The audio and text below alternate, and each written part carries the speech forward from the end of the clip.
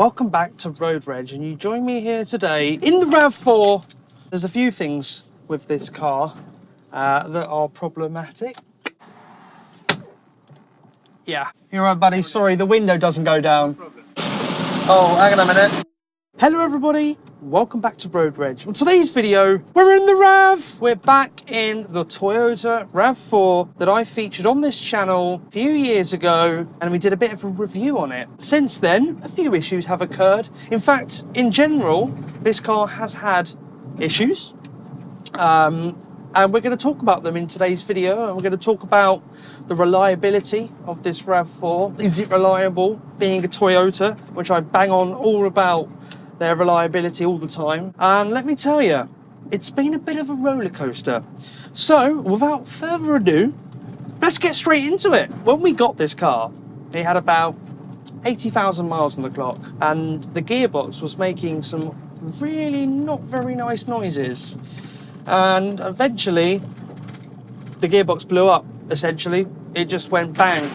So we managed to limp it to my mechanic's garage, and let me tell you, that was a little bit sketchy, but we had no other alternative at the time. Now, we managed to get a new gearbox for it, and that was a process in itself. We found a chappie that was doing brand new RAV4 reconditioned gearbox on an exchange basis. We called him up and said, look, this is what's happened to the RAV4's gearbox.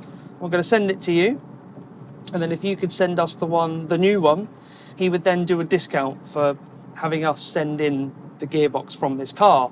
But because I said that the gearbox had basically packed up, he actually had a bit of a go at me over the phone and basically tried to tell me that where we'd left the gearbox for too long and we knew it was going wrong, he said he couldn't accept it because there could be damage to the outer casing. Now, I'm sure there's elements of truth in that, but surely the whole point of needing a new gearbox is because the current gearbox you have is broken. It wouldn't make logical sense for me to call them up and say, hey, I've got a fully working gearbox and I want to send it to you to send me a brand new one back.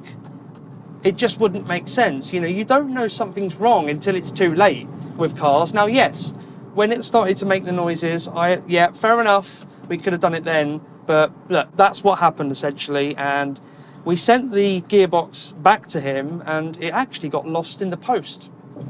Don't know how that happened, and we ended up having to pay £800 for the gearbox, but my gosh, it's a good gearbox and it feels fantastic. So yeah, that was an expensive purchase, and we have made a pledge to change the gearbox oil every year on this car because I do not want to have to spend that kind of money on a gearbox again on this car. And quite frankly, 80,000 miles to change a gearbox isn't good enough in my opinion. Now, when I had my 330i, the BMW E46 generation, it was a 2000 year model, so one of the very first 330i's, because before that it would have been a 328i, so it actually looks like a 328, but it was a 330.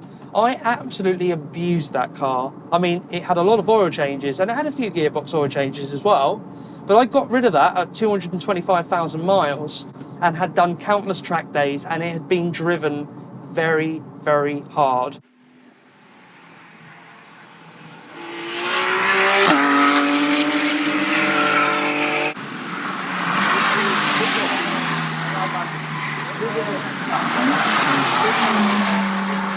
That gearbox was absolutely solid at 225,000 miles, so shouldn't really have to change a gearbox at 80,000.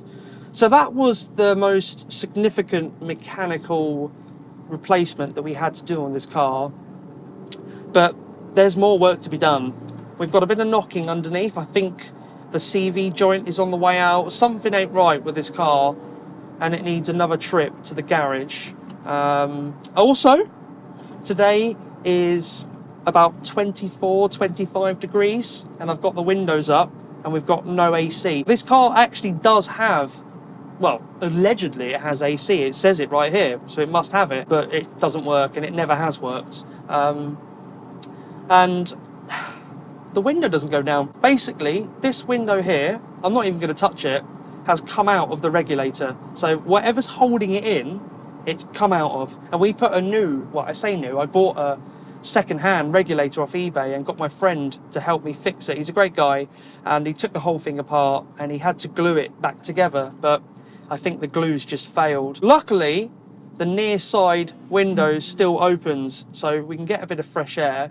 But the only reason I've kept that one closed is for the audio. I want to get the best audio for this video. But man, it is hot!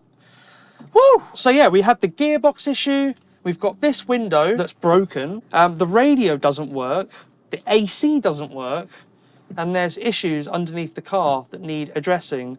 So yeah, welcome to a 2002 old RAV4. This is just the joys of having an old car. Now, on a positive side, the engine, listen to that.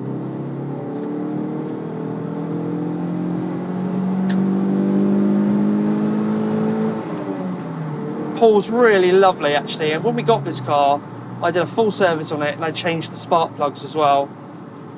And I put a nice air filter in here, which is going to need changing soon, but the car pulls really hard. All the way to the red line, and you can feel it come on cam, the VVTi system working after 4,000 RPM, and you can just feel that change. It's a little bit like VTEC, I guess, just less dramatic.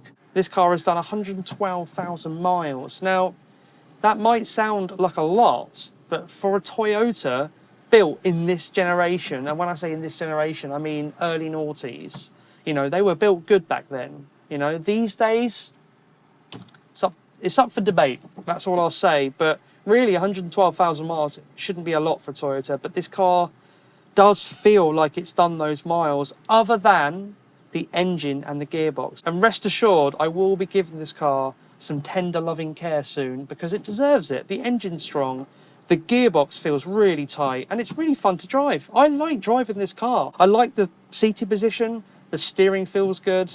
It's a fun car to drive, and the engine pulls hard all the way to 6,500 RPM. So one thing this car doesn't have is any mod cons. We've got a tape player that doesn't work, a radio that doesn't work, and air conditioning that doesn't work.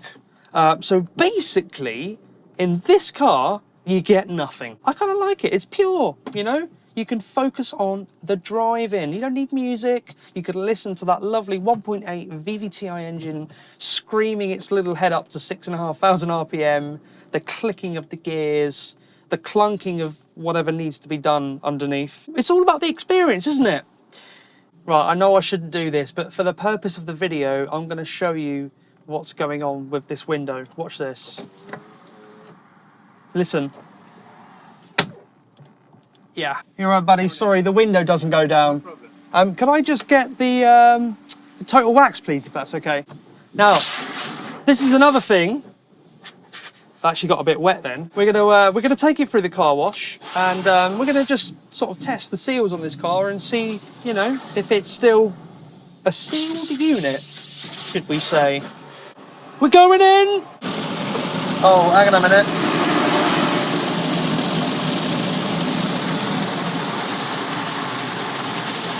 Apart from a little bit of a drip there, we're good. So this RAV4, this particular model of the RAV4 is front-wheel drive, and that's a good and a bad thing. I think four-wheel drive would be lovely, especially if you live somewhere rural, you know, but we don't really drive this car off-road much, if not at all. And also having four-wheel drive adds weight to the car, and it's an extra thing to go wrong. So whilst four-wheel drive would be preferred, I think actually this being front-wheel drive and having a few battle scars and just being a car that you can just jump in and go anywhere, I kind of like that about it, and it makes it a bit more reliable. Yes, we've got a few clunks, we've got a few things that need sorting, but these are just age-related things, you know. It's just wear and tear. But I know that having an open diff front-wheel drive RAV4, the chances of that going wrong is very thin, basically. And there we have it, guys. A little bit of an update on the RAV4 and a walk around I thought, why not? We haven't spoken about this car for a little while, and it gets driven a lot, and it's a fun little car. And I kind of want to keep it going for as long as possible, if I'm totally honest with you. It needs some love and care, but when it gets that, it's going to be one hell of a car. We don't really drive this car off-road much, if not at all. And also, having four-wheel drive adds weight to the car, and it's an extra thing to go wrong. And there we have it, people. A little update on the Toyota Mark II RAV4. A lovely little car. It's got issues, as most old cars will do. But you know what? If you're looking for a cheap runabout, and you want a reliable car, you might buy it cheap and you may have to spend a little bit of money on it, just getting it up to a good standard. But once you do that, it will love you forever. Trust me. But that's it. Thank you so much for joining me on today's video. I hope you enjoyed it. And if you did enjoy it, leave us a like, comment, and subscribe to Road Reg. And I'll see you guys in the next video. Take care.